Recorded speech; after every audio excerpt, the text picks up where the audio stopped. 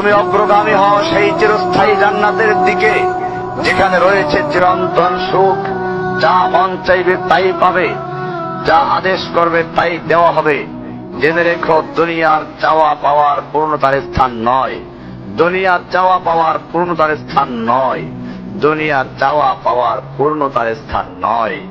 জান্নাতি হচ্ছে এমন জায়গা যা তোমার সব আকাঙ্ক্ষাকে পূর্ণ করে দেওয়া হবে।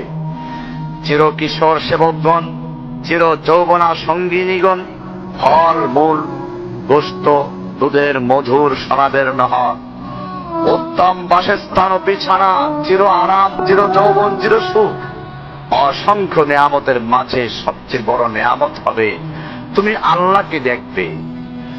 শুধু তোমাকে এটা বলাই যথেষ্ট মনে করছি, সবচেয়ে কম মর্যাদার যে জান্নাত লাভ করবে তা হবে দুনিয়ার 10টির সমান।